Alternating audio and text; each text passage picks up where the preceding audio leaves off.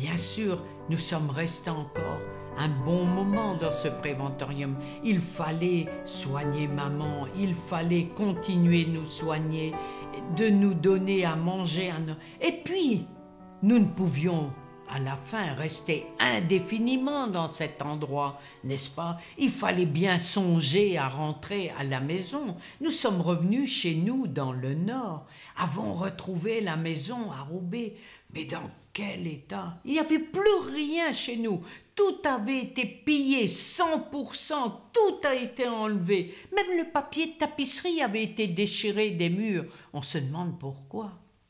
Donc, à ce moment-là, on se disait, c'est bien beau, nous voilà enfin chez nous, nous voilà la maison libre.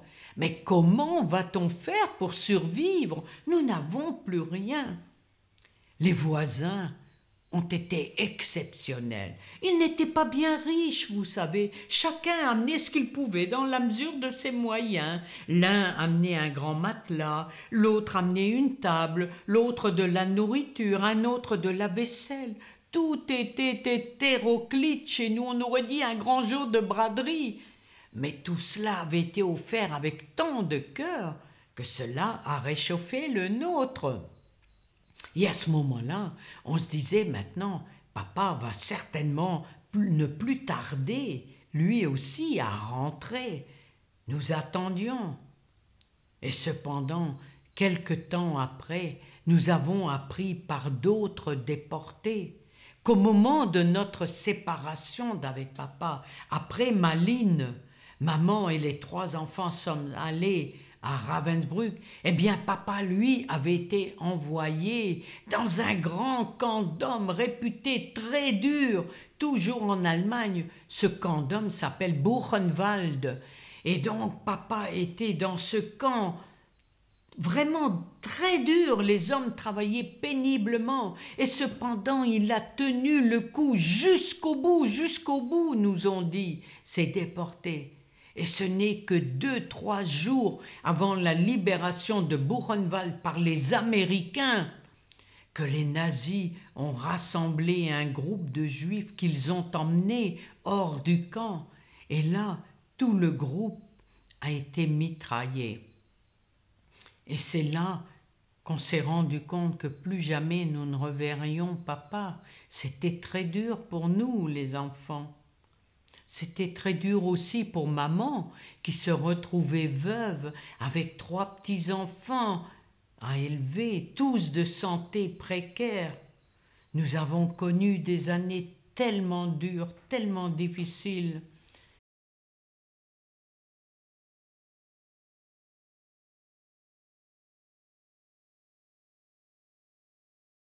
Et vous savez, au début, les déportés ne témoignaient pas. Tout ce que nous avions vécu était si dur. Nous étions traumatisés, on ne pouvait en parler. Et lorsqu'on s'y risquait de temps en temps, les gens semblaient mettre en doute ce que l'on disait. Ils nous disaient, mais c'est pas possible, ce que vous racontez est bien trop fort, ce n'est pas possible que vous ayez vécu cela. De n'être pas cru, cela nous faisait nous taire, nous n'en pouvions plus, nous ne voulions plus transmettre. Mais en ce qui me concerne, avec l'apparition des négationnistes, avec ceux qui ont osé dire que tout cela n'a pas existé, que dans les chambres à gaz on ne tuait que des poux, alors là, mon sang n'a fait qu'un tour. Pourtant, je vous assure, j'étais timide à l'époque, mais il me fallait rencontrer le plus de jeunes possible, leur expliquer ce qui se passait exactement dans les camps pour que jamais on oublie de ces faits aussi horribles, cette guerre épouvantable. Il fallait que je rencontre beaucoup de jeunes parce que pour moi la guerre est une chose épouvantable qu'il faut éviter à tout jamais. Donc je demande à ces élèves d'être vigilants, n'est-ce pas? Et d'être courageux, de ne pas laisser dire n'importe quoi. Je compte sur eux pour qu'ils le soient vigilants et tolérants. Et je leur demande justement d'être tolérants, de savoir se supporter les uns les autres, de combattre le racisme, qui est un fléau à notre époque, de combattre aussi l'antisémitisme qui malheureusement perdure, et la xénophobie, la haine de l'étranger. Donc je dis aux enfants, il faut que vous combattiez tout cela, et je leur dis, les différences ne font que nous enrichir, il faut que vous vous acceptiez les uns les autres. Je dis aux élèves, je leur donne des exemples, je leur dis, que l'on soit les enfants, que l'on soit noir ou blanc, que l'on soit juif, catholique ou musulman, est-ce qu'on n'est pas avant tout des êtres humains? Nous sommes tous faits de la même façon. Il faut savoir nous supporter et nous aimer, être tolérants. Et j'espère qu'ils comprennent, qu'ils comprendront. D'ailleurs, j'en suis persuadé, je reçois des courriers formidables de la part d'élèves et qui me réconfortent et qui m'aident à poursuivre ces témoignages incessants, inlassables. Vous savez, il faut que j'en parle. Tous ces milliers, ces millions de morts, il faut les rappeler. Sinon, ça les fait mourir une seconde fois. Il me faut absolument en parler. Et il faut que ces élèves prennent ces leçons de tolérance pour acquis. Il faut qu'ils sachent qu'ils ont une œuvre à faire après nous. Je leur dis, des déportés, il n'y en a plus beaucoup. Je suis là parmi l'une des plus jeunes, parce que j'étais déportée enfant. Les déportés actuellement ont 95, quelquefois même au-delà. Donc la plupart malheureusement sont partis. Et celles qui restent n'ont plus la force de témoigner. Donc il me faut, n'est-ce pas, encore continuer aussi longtemps que je le pourrai. Et je rencontre infiniment de jeunes. Vous savez, comme les déportés ne peuvent plus témoigner, mais les demandes sont toujours aussi fortes, aussi accrues. Donc forcément, j'interviens très fréquemment, parfois une cinquantaine d'établissements par année scolaire, n'est-ce pas? Donc je rencontre chaque année près de 5000 élèves.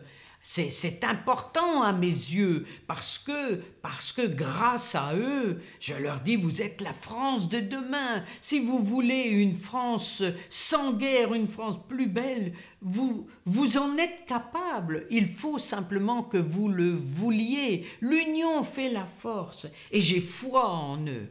Je vous assure, je reçois de ces lettres qui m'émeuvent au plus haut point, de ces lettres qui m'aident à poursuivre, de ces lettres qui me disent non seulement que c'est courageux de ma part de témoigner ça se dit fréquemment, mais des lettres très personnelles, des lettres de jeunes qui se confient, des jeunes qui me disent, tiens, au fond, je vais, pour terminer, vous parler de 2 lettres. Elles sont toutes exceptionnelles, mais ces 2-là sont un peu spéciales. C'est une jeune fille de terminale qui m'a dit « Madame, je n'avais pas envie de venir vous écouter. C'est mon prof qui m'y a obligé. Parce que vous savez, j'ai beaucoup souffert et ma famille aussi. Nous sommes des Palestiniens. » Mais je me rends compte que vous aussi, vous avez énormément souffert. Vous avez été déportés en famille. Votre père est mort dans les camps. Et cependant, il n'y a jamais de haine dans vos paroles. Au contraire, vous parlez de tolérance, de paix. Elle dit, c'est magnifique. Elle termine en mettant, « Madame, j'espère pouvoir un jour vous ressembler. » Vous ne trouvez pas que c'est une lettre exceptionnelle? Et puis après une autre lettre, un petit maghrébin, un petit collégien qui m'a fait une lettre truffée de fautes d'orthographe. Mais j'ai dit, moi je ne fais pas attention aux fautes, ce qui compte c'est votre ressenti. Et il disait, il avait tout compris, il disait, Madame Léniel, bravo, vous êtes courageuse, jamais je n'oublierai votre témoignage. À mon tour, je témoignerai plus tard et j'en parlerai à mes enfants, à mes petits-enfants, à mes arrière-petits-enfants. J'ai dit, c'est merveilleux, il a tout compris. Et il terminait en mettant son nom, Mohamed, votre plus grand fan. c'est très beau aussi, n'est-ce pas? Et donc, voilà, je continue et je continuerai de témoigner le plus longtemps possible. Partout où l'on me demande, j'essaie de m'y rendre et je n'hésite pas à me déplacer. Je suis allé, par exemple, dans l'Aveyron il y a 2 ans, à l'autre bout de la France. Je suis allé cette année à Clermont-Ferrand. Je vais à Montreuil, sur les côtes, n'est-ce pas, près de Berck-Plage. Donc, c'est très loin. Et j'irai même en Belgique s'il le fallait. Voilà, j'ai terminé. J'espère que mon témoignage sera compris de beaucoup de jeunes. C'est mon souhait le plus cher. Et qu'ils retiendront les leçons de citoyenneté également. Merci. C'est moi qui vous remercie. 2 questions. Selon vous, à quoi attribuez-vous votre survie dans les camps? Parce qu'on sait que Auschwitz, par exemple, les enfants étaient directement gazés. Ravensbrück n'était pas un camp d'extermination, donc vous êtes arrivé là. Qu'est-ce qui vous a permis de survivre selon vous? Eh bien, vous savez, c'est une question qui est fréquemment demandée par les élèves. Et au début, je ne savais trop que répondre, mais j'y ai bien réfléchi. Et bien entendu, la première chose à laquelle je peux répondre, c'est que la présence de maman étant indispensable. Un enfant avec sa mère auprès d'elle, auprès de lui, auprès d'elle, peut tout, n'est-ce pas? Maman nous a communiqué son enthousiasme, nous a communiqué son désir de survivre. Maman est exceptionnelle. Donc c'est sa présence d'abord. Deuxièmement, quant à répondre à votre question sur les enfants à Auschwitz, effectivement, les enfants parfois me disent « Madame, n'êtes-vous pas passée par Auschwitz ?» où l'on tatouait, ils me demandent mon tatouage. Je dis, je n'ai pas de tatouage, mais j'ai un matricule qui correspond au tatouage, mais je leur dis, heureusement que je ne suis pas passé par Auschwitz, parce que si ça avait été le cas, là-bas, les enfants, jusqu'à l'âge de 15 ans, automatiquement, en arrivant, étaient conduits dans les chambres à gaz, n'est-ce pas? Donc, si ça avait été Auschwitz, je ne serais pas là aujourd'hui pour en parler. Et alors, petite question par rapport à votre famille, quelle était l'activité de vos parents avant la guerre? Eh bien, mes parents étaient des gens simples et dignes. Mon père travaillait dans une teinturerie et maman était couturière.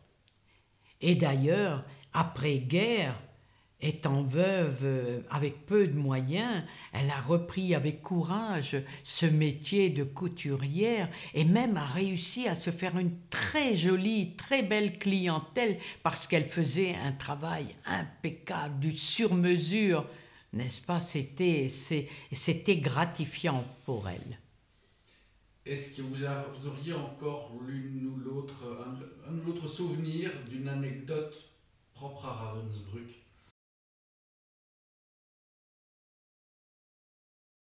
Oui, eh bien, je vais vous parler la petite Stella, dont je vous parlais au début, n'est-ce pas, que j'ai rencontrée à la prison Saint-Gilles et également à Malines et qui était à Ravensbrück. Mais à Ravensbrück, il y a beaucoup de blocs, n'est-ce pas? Stella n'était pas dans mon bloc. Et comme les enfants, nous avions si peur, nous restions souvent terrés dans nos blocs. Ce que je vais vous dire, je l'ai appris par Stella elle-même à notre retour. Vous savez que les déportés, nous nous retrouvions, n'est-ce pas? Et Stella était déportée de Belgique. Elle était de parents espagnols, son père espagnol et sa maman de famille espagnole-anglaise, voilà. Et donc, mais qui vivait en Belgique.